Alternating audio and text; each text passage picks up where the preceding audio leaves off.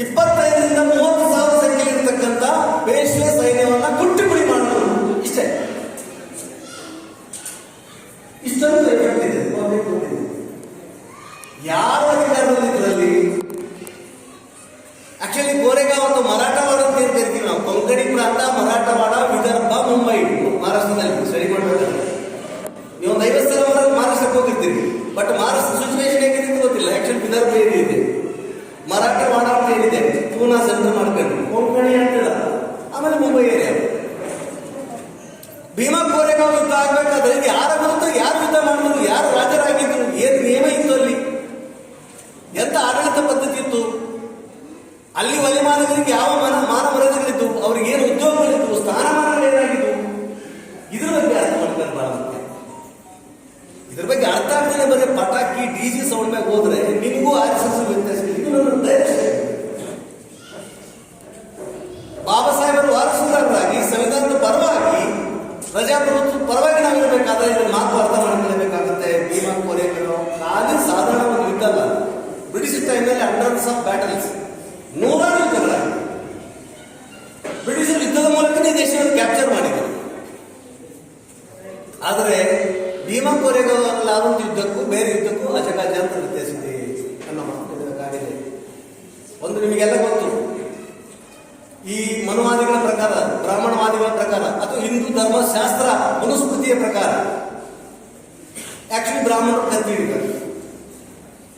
ಬ್ರಾಹ್ಮಣರು ಕತ್ತಿ ಹಿಡಿತಾರೆ. ವೇದಶಾಸ್ತ್ರ, ಆಗಮ, ಸಂಗೀತ, ಸಾಹಿತ್ಯಕ್ಕೆ ಬ್ರಾಹ್ಮಣ ಇರಬೇಕಂದ್ರು. ವೇದಶಾಸ್ತ್ರ, ಆಗಮ, ಸಂಗೀತ, ಸಾಹಿತ್ಯವನ್ನು ಯಾರು ಮಾಡಬೇಕು? ಬ್ರಾಹ್ಮಣ ಮಾಡಬೇಕು. ಹಿಂದೂ ಧರ್ಮದ ಅದೇ ಅಲ್ಲ, ಅವರೇಳಿ ನರಸಿಂಹಪೇಟ ಕುದುರೆ ಸವಾರಿ, ಕತ್ತಿ ಒರೆಸಿ ಯುದ್ಧ ಮಾಡಬೇಕಾದ್ರೆ ಕ್ಷತ್ರಿಯರು. ಅದೇ ಹಿಂದೂ ಧರ್ಮ, ಶಾಸ್ತ್ರ ಧರ್ಮ. ಹೊಲ ಮನೆಯಲ್ಲಿ ದುಡಿಯೋದು, ಬಿತ್ತೋದು, ಬೆಳೆಯೋದು, ದನ ಕಾಯೋದು, ಬೇಯಿಸೋದು, ಮಂಗಲ ಮಾಡೋದು, ಬಟ್ಟೆ ತೆಗೆಯೋದು, ಚಪ್ಪಲಿ ಮಾಡೋದು, ಮಳಿಗೆ ಮಾಡೋದು, ಕಂಬಾರಿಕೆ, ಕುಂಬಾರಿಕೆ, ಇಡೀ ಸಮಾಜಕ್ಕೆ ಬೇಕಾದಕ್ಕೆಲ್ಲ ದುಡಿಯೋರಿಗೆ ಶೂದ್ರರು. ಅದು ಇದೇ ಹಿಂದೂ ಧರ್ಮ. ಸಮಾಜಕ್ಕೆ ಬೇಕಾದ ವ್ಯವಹಾರ ಅನ್ನೋದಲ್ಲ, ವಹಿವಾಟು, ವ್ಯಾಪಾರ, ಇಲ್ಲಿಂದ ಅಲ್ಲಿಗೆ ಅಲ್ಲಿಂದ ಕೊಡುಕೊಳ್ಳೋ ಇಡೀ ವ್ಯವಹಾರ ಮಾಡೋದು ವೈಶ್ಯರು. ಇದು ಚಾತುರ್ವರ್ಣಾಶ್ರಮ ಧರ್ಮ ಅಂತ ಹೇಳೋದು. ಇದಕ್ಕೆ ಇವತ್ತು ಸನಾತನ ಅಂತ ಕರಿತಿರೋದು. ಈ ವರ್ಷ ಇದನ್ನು ವಾಪಸ್ ತರ್ತಾರೆ. 2025ರಲ್ಲಿ ಹಿಂದೂ ರಾಷ್ಟ್ರ ಘೋಷಣೆ ಅಂತ ಹೇಳ್ತಿದ್ದಾರೆ. ನಕಲಿ ಹೇಳ್ತಿರೋದು ವೆರಿ ಸೀರಿಯಸ್ ಮ್ಯಾಟರ್. ಇದು ಸನಾತನ ಧರ್ಮ. ಬ್ರಾಹ್ಮಣ, ಕ್ಷತ್ರಿಯ, ವೈಶ್ಯ, ಶೂದ್ರ ಈ 4 ವರ್ಣಗಳನ್ನ ದೇವರೇ ಮಾಡಿದ್ದಾನೆ. ಆ ದೇವರ ರಾಜ್ಯವನ್ನು ವಾಪಸ್ ತರ್ತೀವಿ ನಾವು. ಆ ಜನಗಳಿಗೆ ಉತ್ಸಾಹ ಬರ್ತದೆ, ಅವ್ರ ಮೇಲೆ ಪ್ರಭಾವ ಆಗ್ತದೆ, ಹೋರಾಟಕ್ಕೆ ಪ್ರೇರಣೆ ಸಿಗ್ತದೋ, ಆಮೇಲೆ ಶಕ್ತಿ ಜಾಸ್ತಿ ಆಗ್ತದೋ ಅಂತ ಯಾವ ಕಥೆಗಳನ್ನು ಹೇಳ್ಬಾರ್ದು. ಈ ದೇಶದ ಬ್ರಾಹ್ಮಣವಾದ, ಈ ದೇಶದ ಜಾತಿವಾದ.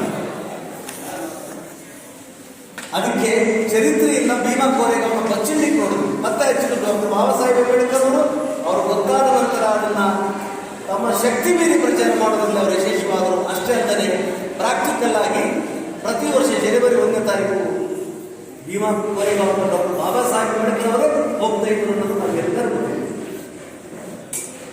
ಆನಂತರ ಆಕ್ಚುಲಿ ಭೀಮಾ ಕೋರೆಗಾಂವ್ ಪಾಪುಲರ್ ಆಗ್ತಾ ಬಂತು. ಕಳೆದ 10 ವರ್ಷದಲ್ಲಿ ಭೀಮಾ ಕೋರೆಗಾಂವ್ 10 ಪಟ್ಟು ಪ್ರಚಾರ ಜಾಸ್ತಿ ಆಗಿದೆ. ಯಾವ ಸಲುವಾಗಿ? ಕಳೆದ 10-14 ವರ್ಷದಲ್ಲಿ ಯಾವ ಭೀಮಾ ಕೋರೆಗಾಂವ್ನಲ್ಲಿ ಯಾವ ಪೇಶ್ವೆಗಳನ್ನ, ಯಾವ ಬ್ರಾಹ್ಮಣವಾದಿ ಪೇಶ್ವೆ ರಾಜ್ಯವನ್ನ ಮಹಾನುಭಾವರು ತೋರಿಸಿದ್ರು, ಅವ್ರದೇ ಅಧಿಕಾರ ಕೇಂದ್ರದಲ್ಲಿ ಬಂದಿದೆ. ಯಾಕಂದ್ರೆ ಭೀಮಾ ಕೋರೆಗಾಂವ್ ಕಥೆ ಬೇಕಾಗಿಲ್ಲ, ಆ ಯುದ್ಧ ಬೇಕಾಗಿಲ್ಲ, ಅದು ಪ್ರೇರಣೆ ಆಗ್ಬೇಕಾಗಿಲ್ಲ ಅನ್ನೋ ಜನ ಅಧಿಕಾರಕ್ಕೆ ಬಂದ ಮೇಲೆ ಅದಕ್ಕೆ ಪ್ರಚಾರ ಸಿಗಬಾರ್ದು, ಅದನ್ನ ಹಂಗೆ ಮುಗಿಸ್ಬೇಕು.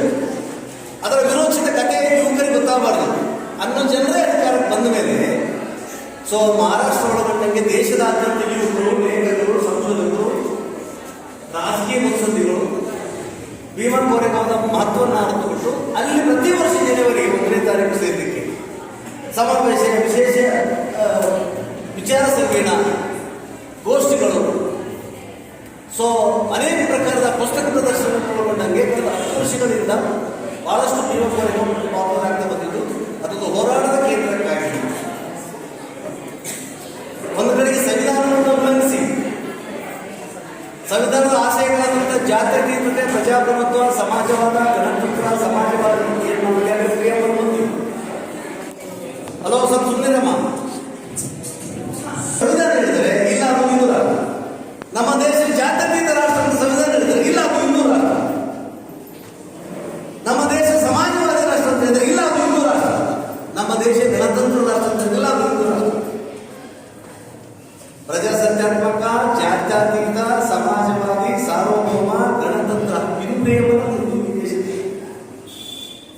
ಇದೇ ಸಂವಿಧಾನದ ಕೊಡುಗೆ, ಇದೇ ಬಾಬಾ ಸಾಹೇಬರ ಕೊಡುಗೆ, ಇದು ಹಿಂದಿನ ಚರಿತ್ರೆಯಲ್ಲೇ ಭೀಮಾ ಕೋರೆ.